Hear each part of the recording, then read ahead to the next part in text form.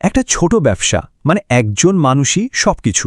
তিনি স্বপ্ন দেখেন, তিনিই পথ দেখান, আবার দিনের শেষে তিনিই কিন্তু ময়লাটা ফেলেন। মাইক্রো ব্যবসার জগতে একজন মানুষই তো সবকিছুর মাথা। তিনিই সেই সিইও যিনি বড় বড় স্বপ্ন দেখেন, পুরো ব্যবসার পথটা ঠিক করে দেন। কিন্তু সেই স্বপ্ন দেখা মানুষটাকে দিনের শেষে ঝাড়ুদারের কাজটাও করতে হয়, কারণ বড় প্ল্যানের সাথে সাথে এই ছোট কিন্তু জরুরি কাজগুলোও তো তাকেই দেখতে হয়, তাই না? শুধু কি তাই, গ্রাহকদের প্রত্যেকটা ফোন, প্রত্যেকটা ইমেলের উত্তরও কিন্তু তাকেই দিতে হয়। মানে একাই যেন একটা আস্ত কাস্টমার সাপোর্ট টিম। আর যখন জিনিসপত্র পৌঁছে দেওয়ার পালা আসে তখন ডেলিভারি ড্রাইভারের টুপিটাও তাকেই পড়তে হয়। ব্যবসার শুরু থেকে শেষ পর্যন্ত সবখানেই তার থাকাটা যেন এক অলিখিত নিয়ম।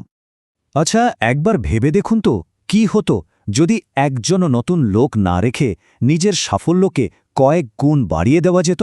কেমন হতো যদি নিজেকেই ক্লোন করা যেত? এখন সময় হয়েছে ওই চাকরি কেনার চিন্তা থেকে বেরিয়ে আসার, নিজের একটা ব্যক্তিগত ফ্র্যাঞ্চাইজি তৈরি করার। আগের দিনের স্বপ্নটা কি ছিল? অনেক টাকা জমিয়ে একটা ফ্র্যাঞ্চাইজি কেনা, যেখানে অন্য কারো বানিয়ে দেওয়া ইউনিফর্ম পরতে হতো। কিন্তু এখনকার স্বপ্নটা বদলে গেছে। এখন নতুন স্বপ্ন হলো সেলফ ফ্র্যাঞ্চাইজিং, মানে নিজের দক্ষতাকে একটা সিস্টেমের মধ্যে ফেলে বহুগুণে বাড়িয়ে তোলা। একটা সাধারণ ফ্র্যাঞ্চাইজি কিনতে গেলে ধরুন প্রায় $2.5 লাখ লেগে যেতে পারে। সত্যি বলতে এটার কিছুই না, শুধু অনেকগুলো টাকা দিয়ে একটা হাই প্রেশারের চাকরি কেনা।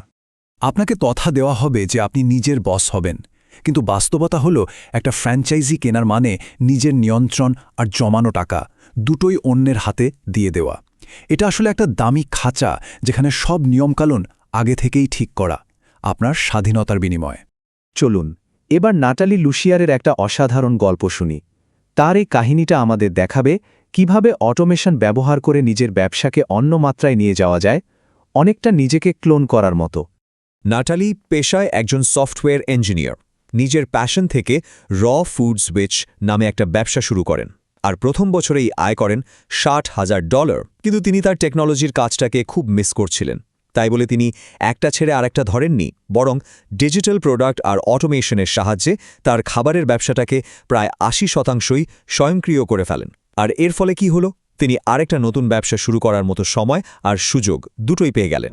এখান থেকে সবচেয়ে বড় শিক্ষাটা হলো, যদি সঠিক সিস্টেম বানানো যায় তাহলে একটার পর একটা উদ্যোগ মানে সিরিয়াল এন্টারপ্রেনার হওয়া সম্ভব, আর সেটাও কোনোরকম মানসিক চাপ বা বার্নআউট ছাড়াই। এখন ব্যবসার একটা খুব জরুরি মডেল নিয়ে কথা বলা যাক, হাব অ্যান্ড স্পোক মডেল।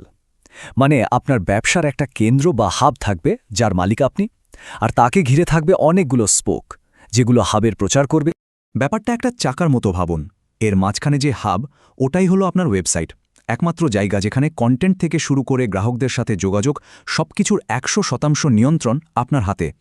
আর চাকার যে শলাকা বা স্পোকগুলো আছে, সেগুলো হলো সোশ্যাল মিডিয়া, গেস্ট পোস্ট বা বিভিন্ন অনলাইন ফোরাম।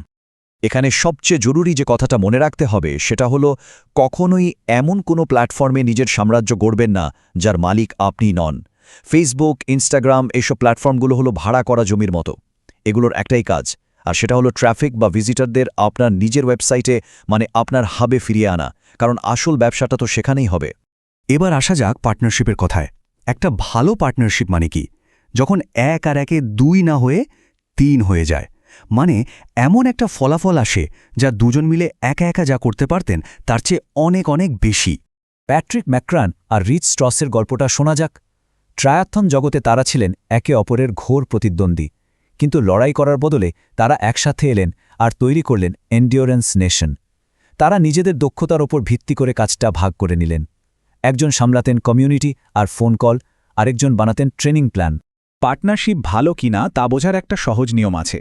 যদি পার্টনারশিপটা একা কাজ করার চেয়ে অন্তত 33% বেশি কার্যকর না হয়, তাহলে একা থাকাই ভালো। কাজ আউটসোর্স করা বা অন্যকে দিয়ে করানো, এটা কিন্তু সবার জন্য নয়। এটা আসলে একটা ব্যক্তিগত পছন্দের ব্যাপার। সাফল্যের জন্য এটা কোনো বাধ্যতামূলক শর্তও না। এই সিদ্ধান্তটা নির্ভর করে আপনার ব্যক্তিত্ব, আপনার লক্ষ্য আর আপনার স্বপ্নের ওপর। যেমন ধরুন জামিলা তাজওয়েলের কথা। তিনি একা একা ব্যাগ বানাতে বানাতে ক্লান্ত হয়ে পড়েছিলেন। যেই না একজন কর্মী নিলেন, তিনি যেন হাফ ছেড়ে বাঁচলেন, মুক্তি পেলেন। আবার অন্যদিকে অ্যাডাম ওয়েস্টব্রুক, তিনি কোনো কর্মচারী ছাড়াই একটা ব্যাকপ্যাক থেকে তার ডিজাইন ফার্ম চালান, আর এই সাধারণ জীবনটাই তার দারুণ লাগে। তবে এখানে একটা সতর্ক বার্তাও আছে।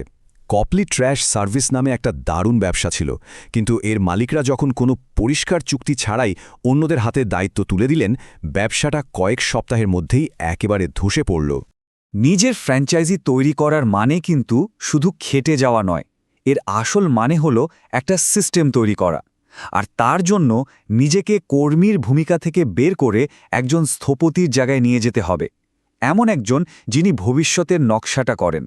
সেলফ ফ্র্যাঞ্চাইজিংয়ের শেষ কথা হল স্বাধীনতা আর একটা উদ্দেশ্য খুঁজে পাওয়া।